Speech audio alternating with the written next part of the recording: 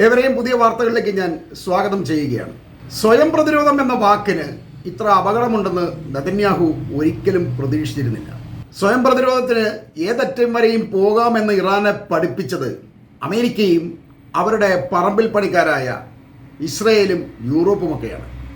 ഗസയും യമനെയും ഒക്കെ യാതൊരു മര്യാദയുമില്ലാതെ നിർദാക്ഷിണ്യം ആക്രമിക്കുമ്പോൾ ഈ ഭീകര ഗുണ്ടാ സംഘം പറഞ്ഞിരുന്നത് ഇതേ വാക്കാണ്, സ്വയം പ്രതിരോധം എന്ന വാക്ക്.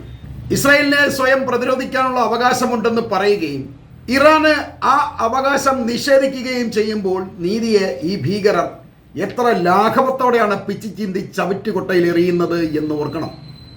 ഇറാന്റെ ഒരു പട്ടണത്തിന്റെ വലിപ്പം പോലും ഇല്ലാത്ത ഇസ്രായേലിന് ആണവായുധം കൈവശം വെക്കാനുള്ള അവകാശം നൽകുകയും ഇറാന് അതിനെ അനുവദിക്കാതെ സ്ഥിരമായി ഭീഷണിപ്പെടുത്തുകയും ആക്ഷേപിക്കുകയും ചെയ്യുമ്പോൾ ആത്മാഭിമാനത്തിന് മുറിവേറ്റ ഇറാൻ ഒരു യുദ്ധ തുടക്കത്തിന് കാത്തിരിക്കുകയായിരുന്നു എന്നറിയാതെ മുന്നിൽ ചെന്ന് ചാടിക്കൊടുത്തതാണ് ഇസ്രായേലിന് പറ്റിയ ഏറ്റവും വലിയ അബദ്ധം തന്നെ. ഈ അപകടം നേരത്തെ തിരിച്ചറിഞ്ഞതാണ് അമേരിക്കയെ യുദ്ധത്തിൽ നിന്നും മാറ്റി നിർത്തിയതും. അപകടമുണ്ടാകുന്ന ഘട്ടത്തിലും രക്ഷയ്ക്കെത്തുക എന്നതാണ് സുഹൃത്ത് എന്ന വാക്കിന്റെ പൂർണ്ണ അർത്ഥം. എന്നാൽ ഇസ്രായേലിന് അമേരിക്കയിൽ നിന്നും ആ സൗഹൃദം ഉണ്ടാവുന്നില്ല. അവർ അമേരിക്കയുടെ വെറും ഗുണ്ടയായിരുന്നു എന്നാണ് ഇപ്പോൾ എല്ലാവർക്കും മനസ്സിലാവുന്നത്. ഓരോ ഗുണ്ടയും അവൻ ഇതുവരെ ചെയ്ത കുറ്റകൃത്യങ്ങളുടെ ശിക്ഷയായി വഴിയിലിട്ട് വെട്ടിക്കൊല്ലപ്പെടുന്നത് പോലെ ഇസ്രായേലിനെ ലോകത്തിന്റെ മുന്നിലിട്ട് ഇറാൻ വെട്ടിക്കൊല്ലുമ്പോൾ അമേരിക്ക ഒരു കാഴ്ചക്കാരന്റെ റോളിൽ ആൾക്കൂട്ടത്തിടയിൽ നിന്ന് ആ കാഴ്ചയെ നോക്കിക്കാണുകയാണ് ചെയ്യുന്നത്. നമ്മൾ ഇതുവരെ പറഞ്ഞിരുന്നത് ഇസ്രായേൽ അമേരിക്കയുടെ 51ാമത് സ്റ്റേറ്റ് ആണെന്നാണ്. എന്നാൽ അതല്ല, രണ്ടും രണ്ട് രാജ്യങ്ങളാണെന്നാണ് കാഴ്ചക്കാരന്റെ റോളിൽ നോക്കി നിൽക്കുന്നതിലൂടെ അമേരിക്ക തെളിയിക്കുന്നത്. ഇസ്രായേലിന് മേൽ ഓരോ ദിവസവും ഓരോരോ പുതിയ പുതിയ ആയുധങ്ങൾ ഇറാൻ പരീക്ഷിക്കുന്നത് ലോകം ഞെട്ടലോടെയും അത്ഭുതത്തോടെയുമാണ് നോക്കി നിൽക്കുന്നത്.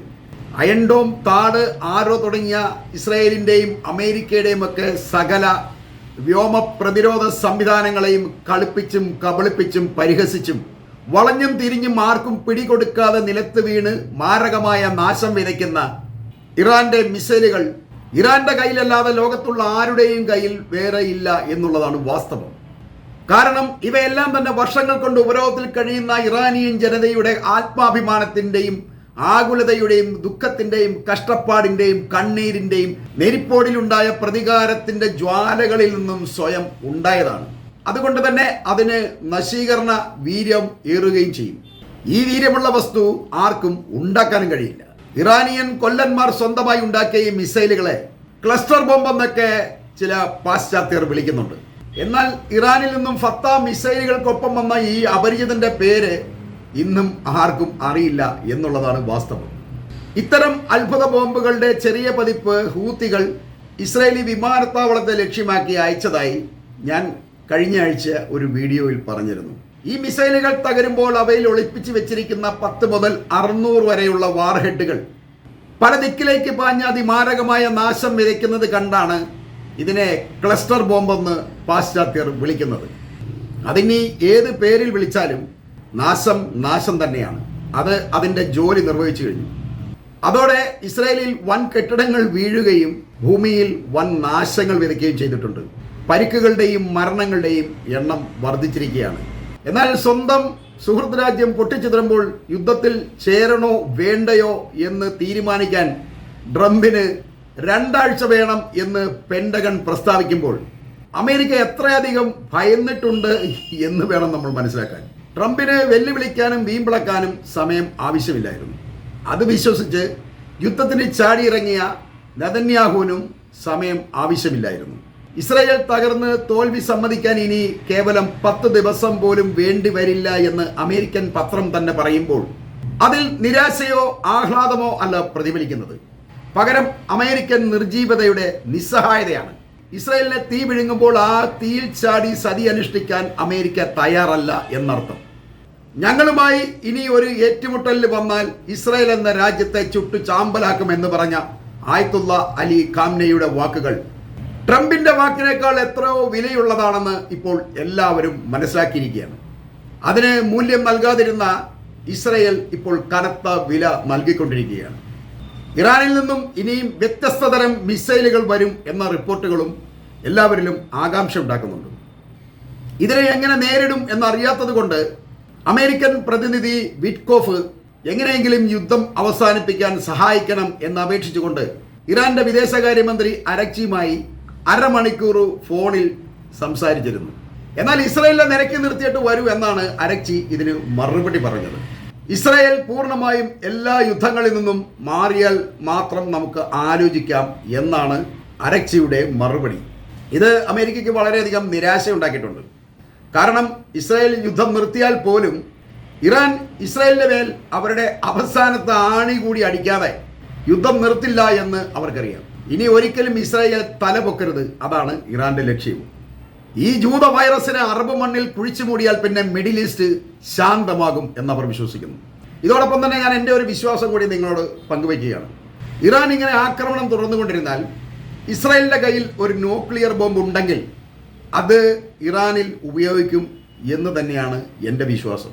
അതല്ലാതെ അവർക്ക് ഇനി യാതൊരു രക്ഷയുമില്ല എന്നുള്ളതാണ് വാസ്തവം. അമേരിക്കയും യൂറോപ്പും ഒക്കെ മാറി നിൽക്കുന്നതിൻ്റെ രഹസ്യവും ഇത് തന്നെയായിരിക്കണം. എന്നാൽ ഈ അപകടം ഇസ്രായേൽ കണക്കാക്കിയിട്ടില്ല എന്ന് നമുക്ക് വിശ്വസിക്കാൻ കഴിയില്ല. അതുകൊണ്ട് തന്നെ ഈ അടുത്ത ദിവസങ്ങളിൽ ഇറാന്റെ കയ്യിൽ 9 ആണവ ബോംബുകളുണ്ട് എന്നൊരു പ്രചാരണം ഇപ്പോൾ ഉണ്ടായിട്ടുണ്ട്. അതിൻ്റെ പിന്നിൽ പ്രവർത്തിക്കുന്നതും ഇറാന്റെ കൈകൾ തന്നെയായിരിക്കണം. ഇതുവരെ ഞങ്ങളുടെ കയ്യിൽ ഒരു ബോംബുകളും ഇല്ല, ഞങ്ങൾ അണുബോംബ് ഉണ്ടാക്കുന്നില്ല, ഞങ്ങൾ സമാധാന ലക്ഷ്യത്തോടെ ഞങ്ങളുടെ വൈദ്യുതി ആവശ്യങ്ങൾക്ക് വേണ്ടി മാത്രം ഉണ്ടാക്കുന്നതാണ് ഈ ആണവ കേന്ദ്രം എന്നൊക്കെ പറഞ്ഞിരുന്ന ഇറാന്റെ കയ്യിൽ ഇപ്പോൾ 9 ന്യൂക്ലിയർ ബോംബുകൾ ഉണ്ട് എന്ന് പറയുമ്പോൾ അവർ ഇസ്രായേലിനെ ഇക്കാര്യത്തിൽ ഭയക്കുന്നുണ്ട് എന്ന് തന്നെയാണ്. അതല്ലെങ്കിൽ ഇങ്ങനൊരു പ്രചാരണം ഒരിക്കലും പുറത്തുണ്ടാവില്ല. അത് ഇറാനിൽ നിന്ന് തന്നെ ചോർന്നതായിരിക്കണം. അങ്ങനെ ഒരു പ്രചാരണം ഇസ്രായേലിനെ ഈ അതിക്രമത്തിൽ നിന്നും തടയാൻ വേണ്ടിയാണ്. അഥവാ ഞങ്ങളുടെ മേൽ ബോംബിട്ടാൽ ഞങ്ങൾ തിരിച്ച് ഇസ്രായേലിലും അതേ പണി ചെയ്യും എന്നാണ് ഇറാൻ വ്യക്തമാക്കുന്നത്. ഇറാന്റെ കയ്യിൽ ഒരു ന്യൂക്ലിയർ ബോംബ് ഉണ്ട് എന്ന് തന്നെ നമ്മളും വിശ്വസിക്കേണ്ടതുണ്ട്. അതല്ലെങ്കിൽ ഇസ്രായേൽ പോലുള്ള ഒരു ന്യൂക്ലിയർ രാജ്യത്തെ, മുന്നും പിന്നും നോക്കാത്ത ഒരു രാജ്യത്തെ ഇത്രയും ധൈര്യത്തോടെ കടന്നാക്രമിക്കണമെങ്കിൽ ഇറാൻ അതിനുള്ള മുൻകരുതൽ എടുത്തിട്ടുണ്ടാവണം. അതല്ലാതെ ഒരിക്കലും ഇറാന് ഇസ്രായേലിനെ ഇങ്ങനെ ആക്രമിക്കാൻ കഴിയില്ല.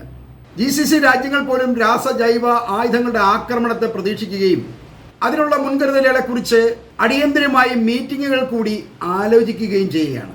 ഇസ്രായേലിനെ സംബന്ധിച്ച് ഒരു കെമിക്കൽ ആക്രമണത്തെ പ്രതീക്ഷിച്ചുകൊണ്ട് കാലുകൾ അടയുന്ന ഷൂസുകൾ, ജീവൻ രക്ഷാ മരുന്നുകൾ അടങ്ങിയ ബാഗ്, കൂടുതൽ ദിവസം ബങ്കറിലോ അതല്ലെങ്കിൽ സുരക്ഷിത സ്ഥാനങ്ങളിലോ കഴിയാനുള്ള ഭക്ഷണവും വെള്ളവും, പിന്നെ അലർട്ടുകൾ അറിയാൻ വേണ്ടി ഫോണുകൾ ചാർജ് ചെയ്യാനുള്ള പവർ ബാങ്ക്, വളർത്തുമൃഗങ്ങളുണ്ടെങ്കിൽ അവയ്ക്കുള്ള ഭക്ഷണം, പിന്നെ ബ്ലാങ്കറ്റുകൾ, പുതപ്പുകൾ, അങ്ങനെ എല്ലാ സേഫ് റൂമുകളിലും ബോംബ് ഷെൽട്ടറുകളിലും ഉണ്ടായിരിക്കേണ്ട ജീവൻ രക്ഷാ വസ്തുക്കളുടെ പട്ടിക ഇസ്രായേൽ ഗവൺമെന്റ് ഇപ്പോൾ ജനങ്ങളെ അറിയിച്ചിട്ടുണ്ട്. ഏറ്റവും സുരക്ഷയുള്ള രാജ്യമെന്ന് കരുതി അഹങ്കരിച്ചിരുന്ന ഇസ്രായേലികളുടെ മുഖത്ത് ഇപ്പോൾ ഭയത്തിൻ്റെയും കണ്ണീരിൻ്റെയും പാടുകളാണുള്ളത്. ഹിറ്റ്ലറുടെ ഹോളോകോസ്റ്റിന് ശേഷം സ്വരാജ്യത്ത് ഒരു കൂട്ടം മരണത്തെ ഭയന്ന് അവർ ആരാധനയിലും പ്രാർത്ഥനയിലും അഭയം പ്രാപിച്ചിരിക്കുകയാണ്. യുദ്ധത്തിന് മുൻപ് രാജ്യം വിട്ടവർ ഭാഗ്യവന്മാരാണെന്ന് അവരിപ്പോൾ കരുതുന്നു. ഇതുവരെ ട്രംപിന് ജയ് വിളിച്ച ജൂതർ ഇപ്പോൾ അയാളെ ശപിക്കുകയാണ്. മിസ്റ്റർ പ്രസിഡന്റ്, ദയവായി ഇക്കാര്യത്തിലൊന്ന് ഇടപെടൂ എന്നവർ പറഞ്ഞിട്ടും ലോകം കാണെ പോസ്റ്ററുകൾ ഒട്ടിച്ചിട്ടും അയാൾ ഇടപെടാത്തത് ഈ ജൂതരെ വല്ലാതെ നിരാശയിലാക്കുന്നുണ്ട്.